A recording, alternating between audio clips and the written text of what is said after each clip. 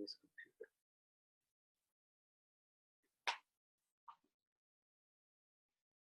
Hi. Welcome to Conscious Sisters. On Blog Talk Radio. Yay. And on Zoom today. And on Zoom today. Yeah, we're doing video and radio. Yeah, we're going to put this on the website later so that you can see our pretty faces. Together. Usually we're in different locations. Today we're in the same location. Together. We're going to talk about the body. Yeah, we're going to talk about loving your body during the holidays. Yes. Rihanna just came up with the title, and when she said it to me, I went, nobody really loves their body, Rihanna. Well, that's an interesting point of view, maybe. Not that I see. Not a lot of people love their bodies.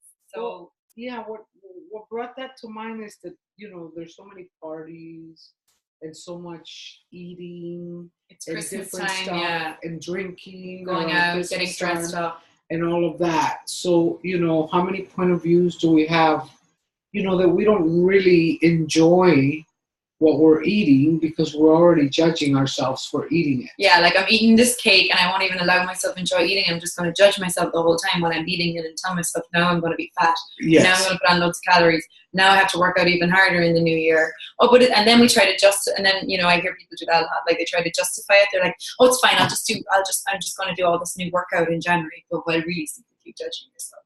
Yeah, exactly. Mm-hmm. And what does that do to your body? That's what creates that's what creates the weight gain. If you never judge yourself, if you never had the point of view that eating cake makes you fat, it would never make you fat. Like, it's a crazy concept. People still don't really want to get it, that your point of view creates your reality. Your point of view creates your body. Your point of view, every time I eat pizza, I get fat, then that's what you create. Same if you had the point of view, every time I eat carrots, I get fat, you would create that too. It's really just your point of view. It's really interesting when you kind of choose this and you look in the mirror and you start to figure out on the days that you have. I have days when I look very thin, and I have days when I'm going, oh my God, I can't walk through this door. Yeah. Now maybe to somebody else they're looking at something different, but I'm looking through my judgments. Mm-hmm. So what? When you look in the mirror, what you see is the judgments of you. Yeah. Isn't that interesting? Yeah. Yeah. So, so one of the tools at one point that I got from Access, and I can't remember where it was from, but it was, when you look in the mirror, destroy and uncreate all the judgments that you were projecting or that have ever been projected to that mirror. Yeah. Have you ever... do that when you go into shops and stores and you go try clothes on? Yeah. Have you ever gone shopping and you feel like you're okay? And by the time that you get out of the store, you feel like terrible? Yeah. All the time. Or go shopping and before I leave to go shopping, I really like what I'm wearing. I feel great. And then I get to wherever the shopping mall and I'm like, oh my God, my clothes are terrible. My body's awful. Actually, honestly, I don't, I always know it's not mine. I don't tend to judge my body that much. I kind of more am hard on myself, like person-wise, like as in like I'm usually like I don't do enough or I'm not good enough in certain areas or whatever. But the weight thing has never been a point of view for me. And and for me, it's interesting because I know I still have a lot of point of views about it. Because my first reaction to when you said that was, yeah, that's sure, but that's because you're skinny, right? So interesting point of view. Yeah. Lots of people are really skinny and have loads of points of views about food. Yeah. And like I have a really good friend actually, and we were friends we're still friends, and she we're pretty much the same size, and she has always been totally obsessed about her weight, like so obsessed. And she's beautiful, she's so gorgeous, but she's been so obsessed for years about her weight and about what she eats and how but working out and stuff, and she's never been able to receive like her beauty and receive like how actually gorgeous she is, and like it's always just been this like obsession. And it's like it's really interesting because like no matter how much I used to tell her growing up, like, but you're gorgeous, like, and you're tiny, you're like a size, in Ireland we have 6, 8, 10, she's like a size 6 or something, or size 8. I'm like look at you, your waist is tiny, like how is it? But it was just like it's what runs in her head. And it's like how she sees herself is so distorted. So it really doesn't matter what size you are, or what you weigh. It's how you see yourself. Like you said, you look in the mirror and it's distorted. Like I have someone very close to me, and she is convinced that like something about her, how her ears are basically. And it's like, it doesn't matter. And I know that's so funny, right? And we all think it's like crazy. No, that's how she sees it. Like, and it's really like, it's crazy. These are insane points of views we come to about ourselves and our bodies that run our lives and stop us. And they literally kill our joy, kill the fun in our life, kill our receiving. Because like anytime you are in judgment of you, or anything else, you stop creation. You stop your joy, you stop your receiving, and every judgment is a lie. Yeah. And you can't change something that's a lie. And have you ever, because I've started to notice, because I've been kind of working on this, because, there's a point where I want to tell my body, I'm okay with however you want to look like, right? And so I've started to ask to look at people who are totally comfortable with themselves, right? Who are in total allowance of where they are. And there's a lot of people like that, and it's got nothing to do with how they look. Yeah. It's just about totally and that's receiving yourself. It's actually internal. It's totally what's going on inside you, in your head. So when I was 22, I went through like a whole breakdown, and I was put on medication for a couple of years actually, and the medication caused like a fluid retention in my body. So I was very bloated, like my face was bloated, my stomach was bloated, my arms, and like to someone else, like I remember at the time my family being like, oh no, Amy, you're fine, but I could see it. Like I definitely could see it, and like no matter, it was true for me, and like, and no matter what, what I ate or how much I exercised, it didn't change. But what I started to see was like a lot of it was like how I felt about myself in the inside, and as I like went, as I grew and got older or whatever, and I went through different, I started seeking. That's around the time I started seeking. I started doing lots of different things, and when I started to change, like a lot of it was that the change came from me, from the inside. Like it came from me changing my points of views about me. It came from me starting to be kinder to me, being more gentle with me, not being so hard on me. And that then changed my point of view. Yeah. That then, so. What if we could start there by asking, what would being kinder to me look like here? And if like we say, loving yourself through the holidays, if you went in without any points of views, how much more could you just enjoy yourself? Yeah, because it's like if you're going to a party and you're sitting there and the whole time you're like, oh, my legs are too fat and I hate this dress I'm wearing, you can't enjoy yourself. Exactly. It literally, so these are all points of views that come in to actually take you out of being you and to take your joy. So you have a choice in that moment. Right. You can feed the points of views, you can feed the lies, or you can actually just choose something else and choose to be happy with you regardless. Because the thing is, like, there's always going to be someone who's prettier than you. There's always going to be someone who's skinnier than you. There's always going to be someone who can do more than you or whatever. So you're going to go around your whole life comparing yourself to other people. Yeah. So that's self-abuse. Like, you're abusing yourself that way, Yeah, comparing yourself to others is creating judgment. It creates so much judgment. And we were talking about someone we know there, and recently before the call, and we're saying like how it doesn't matter like how much judgment you have. With the judgment you have of you, like if you're judging yourself because your arms are too big, your stomach isn't toned or whatever, no matter how much you try to change the outside, until you change the judgment, you can never actually receive the whole like interior, exterior of you. Because because I've seen that, and that's a lot one of the things with, eating disorders and things like that. It's like, no matter, like they think they're fat, but no matter how much weight they lose, they still think that they're fat, because it's not about the fat thing. It's about the points of views they have of themselves. And until you change the judgment, it doesn't matter how much you change the outside. Yeah. It doesn't matter what clothes you wear. It doesn't matter if you're a designer. It doesn't matter what body shape you have. It doesn't matter. It doesn't always matter. seem that you need more. How many times has someone like go on a diet and lose all this weight, and they look beautiful or whatever they did to lose that weight, and they're still not happy because they did the outside mechanical type thing, but they never truly changed their point of view. And like, a lot of it, Rihanna, like I feel like a lot of it comes back to the point of view that I'm not enough. Yeah. That you're not enough. Like, so we'll focus on something on the outside, like my ears or my hands or my face or my stomach.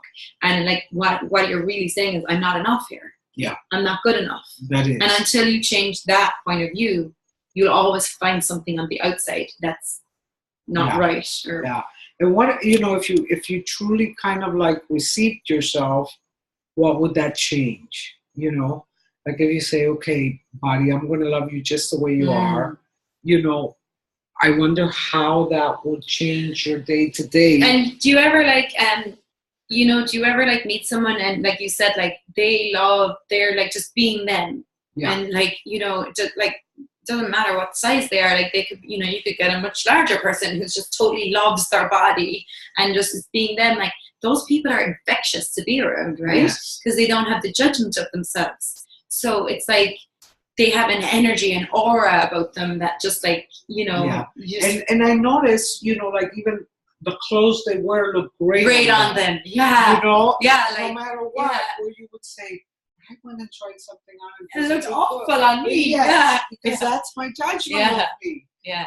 So it's an interesting thing, and we're actually, doing a group on interesting point of view on Facebook, which is a interesting point of view is a tool from Access Consciousness. It's one of the 10 keys to freedom. And which is a wonderful book that you can find on Amazon or on the Access Consciousness website. Mm-hmm. And it goes through different keys that if you use them, can take you to total freedom, because it's the only thing that's really holding you up is your judgment. And the majority of the judgment that we have is of ourselves. So, so if you use these tools, you can use them and play with them on anything. And eventually, if you stick with it, it'll take you to to more freedom. Yeah, it'll give you more freedom of you. Yeah. So also, so we have that group on Facebook. It's called Interesting Point of View Group, and we're basically we're using the tool Interesting Point of View every single day for every thought, idea, and emotion we have of ourselves. And after Gary Douglas, founder of Access, suggests doing it for a year, after a year of using the tool, you will get total freedom. So once you don't have a point of view about anything. But what I wanted to say was what I've noticed, and I've heard people say this, and I had the same fear at the start when I found Access Consciousness, was that if I give up the judgment of me, it's like almost like this false fear that if I give up the judgment of me, then I will become fat or ugly or a terrible person or mean or vicious or evil. It's almost like there's this lie there that we need to judge ourselves in order to keep ourselves in line. Yeah. Do you get it?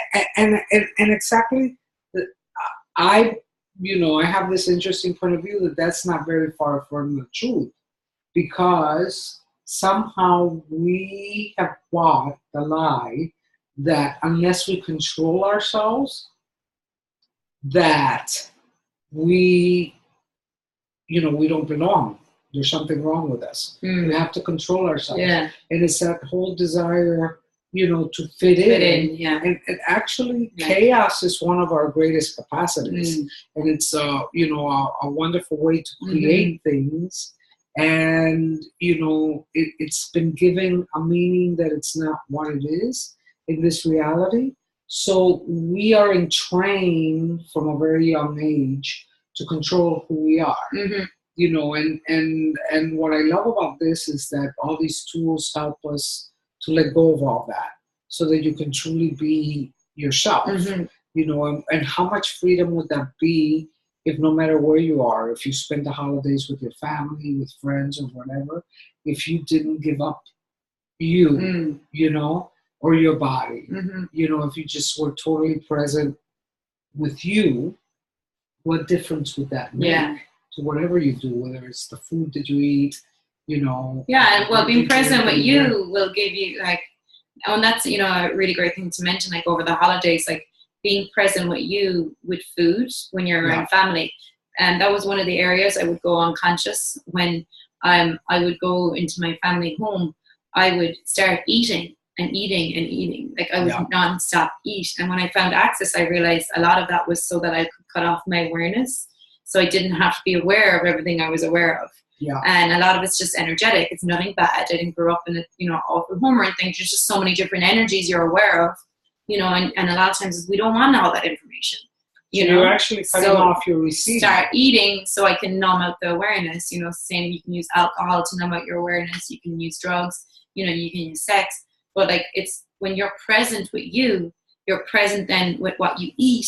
You're eating for the joy and the orgasm of it. And when your body's like, no, I don't want to eat that anymore. Or, that was nice, a bit of it, but now I'm done. Yeah. And what's so interesting is bringing your body along with it. Yeah. Like, asking your body what it desires. Yeah. I was totally like amazed because, they used to say sometimes if you eat for your body, then it's going to be orgasmic. Yeah. And one time, I don't know why, I asked my body what it wanted. Mm-hmm. And I picked something that I totally would not eat. And I truly, had that whole orgasmic feeling that was unbelievable. Yeah. So up until that minute, I really didn't believe him, and then I tried it out and I experienced it. Yeah, no, definitely. When you listen to your body is never going to let you down. And that's one of the things that we, and I said, the fear that we have that when we let go of the judgment, that, your body's going to choose all these desperate things. It's like, no, like your body's going to choose what's fun for you. Your body's going to choose a shape that is really joyful and orgasmic for you. Your body's going to choose foods that are orgasmic. And it's like, what if your body actually knows more than you actually think, Exactly. And what if your body knows more than you're willing to know? Mm-hmm. Yeah. It's the one who wants to eat. Your body's the one who wants to eat. Your body wants to wear the clothes. Your body wants to, have sex. An interesting thing to ask, like when you go to dinners and stuff during the holiday season is, body, do you really want to eat right now? I've been using that a lot lately, and I'll be amazed how much it is the being that thinks that I want to eat, and really my body is not requiring food in that moment. And, I'm just going along with whatever, it's noon, it's lunchtime, it's time to eat. So, all those are great. Another great thing is like, and we actually have, we're going to be talking way more about this in April. Yes. We have Danielle Carter. She's the creator of Right Body for You. She also wrote the book. It's an Access Consciousness specialty class. And she's coming to Florida in April, side note. And she teaches the Right Body for You. And this is a lot of stuff. She teaches about communicating with your body, using the tools, questioning your body, hearing your body, right? Because I know a lot of people, they say, because it is very strange at the start asking your body what it wants to eat. And, you don't know whether it's your head that's answering, and sometimes it's your points of views are in the way. And, so it takes a bit of time sometimes playing with the tools, practicing them, getting in communion with your body, and actually having that direct communication between your body and you, your mind, like actually getting it. So, I actually asked my body once what it wanted to eat. And I was so surprised I had to ask, really? And it was delicious, by the way. Yeah. And it's like when you're eating, it's like being present with your body. So it's like when you're present with your body and like those first couple of bites might be orgasmic, but as you eat more and that orgasmic feeling is leaving, your body's letting you know it's done. Yeah. Because your body doesn't want to eat until you're full and stuffed. That's you. No, that's us. That's us. That's us like killing our energy, really, because it takes a lot of energy to digest your food. Your body only needs very little amounts of food. Yeah. And again, it's for the orgasmic experience more than like, I need to eat to have energy. Yeah. That's a lie. You don't need food for energy. Yeah. Food is a homeopathic remedy. Those first couple of bites and they just taste delicious. And then, how they say that there's always a space before you make a choice where you can choose something else. Different. Yeah. What if you actually honored that space and chose whether to take the next bite or not, if your body is done or not with it, no matter where you are. Of course, if you have less alcohol in your system, it may be easier, especially at the beginning, to choose to choose differently, right? Yeah. But I'm very excited about having Danielle here. She's going to be here in Boca Raton in Florida. I've been wanting to do this class for a while. She also has a book club that you can find on Facebook, and it's wonderful. They're reading all the chapters from the book and doing action with it. So check it out. And we'll have more information about the event on Facebook soon, and we'll share it. Yes. Yeah, and we'll probably have her on the show as well at some stage. A couple of times. Yeah, because it's all, for me, it's extremely interesting information. It's amazing. Like, your body's your best friend. You freaking live in it. It's there every day for you, every minute of the day, you know. So it's a new adventure because for years we've been separating actually from our bodies. Yeah. We've been trying to get out of our body. Even if you look at a lot of spirituality, a lot of it's like, you know, ascending and what's the other thing? Trends. Yeah.